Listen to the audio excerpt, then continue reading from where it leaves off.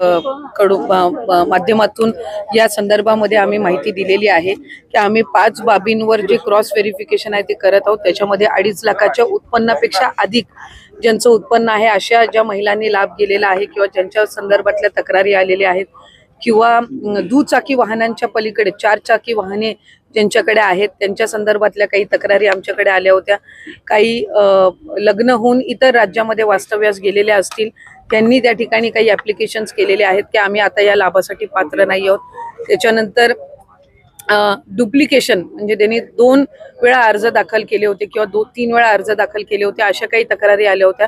साधारणपणे आम्ही cross verification ही सुरू केलं, पण एका बाजूला आज ज्या लाडक्या बहिणी आहेत ज्यांना एक लाभ मिळत आहे पण त्याच्या व्यतिरिक्त सुद्धा त्यांनी काही फॉर्म डुप्लिकेशन झाला असेल किंवा उत्पन्न त्यांचं जास्ती झालं असेल किंवा त्यांचं दुचाकीपेक्षा अधिक म्हणजे वाहनं त्यांच्याकडे 4 चाकी वगैरे असणारे जे आहेत त्यांनी स्वतःहून सुद्धा हा जो लाभ आहे हा परत देण्याची सुरुवात ही केलेली आहे। काही आम्हाला गेल्या महिन्यात सुद्धा प्राप्त झाले, डिसेंबर महिन्यामध्ये, काही आता जानेवारी महिन्यामध्ये प्राप्त होत आहेत आणि ते आम्ही सरकारी चलांच्या माध्यमातून त्या ठिकाणी ती संपूर्ण जी प्रोसिजर आहे ती करून घेतोय। मी आपल्या माध्यमातून या लाडक्या बहिणींचे आभार सुद्धा मानेन की त्यांना ज्या वेळेला लक्षात आलं की आपल्याला 2 वेळेला लाभ आलेला आहे किंवा आपण त्या लाभासाठी पात्र नाही आहोत, त्यावेळेला त्या स्वतःहून पुढे येऊन राज्य शासनाचा हा जो निधी आहे हा त्यांच्या पात्र असण्याच्या पलीकडचा जो आहे, जो सरप्लस त्यांच्याकडे आहे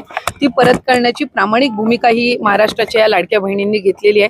त्याच्यामुळे बहिणी या लाडक्या सुद्धा आहेत आणि त्या प्रामाणिक सुद्धा आहेत, त्या आम्हाला या उदाहरणाच्या माध्यमातून पाहायला मिळाले। जवळपास 4,000 महिलांनी अर्ज केलाय की आम्हाला ही योजना। हा साधारणपणे सुमारे अर्ज आहे, हा अंदाजे अर्ज आहे, याच्यापेक्षा कदाचित अधिक कमी जास्त त्याच्यामध्ये निश्चितपणाने होऊ शकतं आणि हे साधारणपणे चालू राहणार आहे।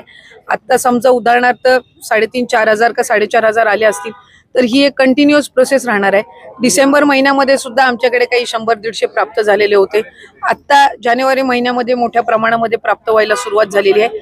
अशी जसं जसं त्या ठिकाणी त्यांना लक्षात येईल तशा तशा पद्धतीनं निश्चितपणाने ती प्रोसिजर होईल आणि आम्ही जे क्रॉस व्हेरिफिकेशन परिवहन विभाग असेल, इन्कम टॅक्स डिपार्टमेंट सोबत असेल आणि इतर ह्यांच्या सोबत जे काही क्रॉस व्हेरिफिकेशन चालू केलेलं आहे त्याच्यामुळे ही एक ऑनगोईंग प्रोसिजर राहणार आहे, सातत्याने ती चालू राहणार आहे।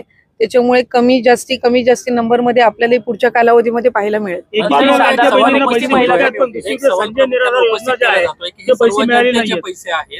एक सवाल उपस्थित विरोधकांकडून केला जातोय की हे सर्व जनतेचे पैसे आहेत, वेगवेगळ्या योजनांमधले पैसे जर माघारी घेतले जातात तर लाडक्या बहीण योजनेमधले पैसे तुम्ही वापस का घेत नाही? पण असं कोणी म्हटलं की वापस घेत नाहीये? मी आताही याआधी माहिती दिली की सरकारी चलनच्या माध्यमातून आपण राज्य शासनाची जी तिजोरी असते ट्रेजर, त्याच्यासाठी आम्ही अर्थ नियोजन विभागासोबतही त्या संदर्भातला आमचा संपर्क चालू आहे। ते एक स्वतंत्र हेड म्हणजे रिफंड हेड जो असतो तो त्याच्यासाठी ते आम्हाला त्या ठिकाणी तयार करून देतील आणि त्या माध्यमातून हे राज्याच्या तिजोरीमध्ये येणार आणि ते वेगवेगळ्या योजना असेल किंवा इन्फ्रास्ट्रक्चर असेल किंवा इतर ह्याच्यासाठी जसं रुटीन शासनाचं रिफंडचं फंड वापरला जातो इतर योजनांसाठी किंवा शासकीय जी काही आपली लोकउपयोगी लोक कल्याणकारीच्या योजना असतात तर त्यामध्ये तो वापरला जाईल। याचा मुद्दा असा आहे प्रामुख्याने तुम्ही असं म्हणताय की ज्यांचे अर्ज माघारी आलेले आहेत ते पैसे माघारी येत आहेत त्यांचे, परंतु ज्यांना चुकीच्या पद्धतीने अर्ज भरलेले आहेत जे अजूनही बोलायला तयार नाही। मी याआधी त्या संदर्भातली माहिती दिली की आमची जी क्रॉस व्हेरिफिकेशनची प्रोसिजर आहे परिवहन विभागासोबत चालू आहे,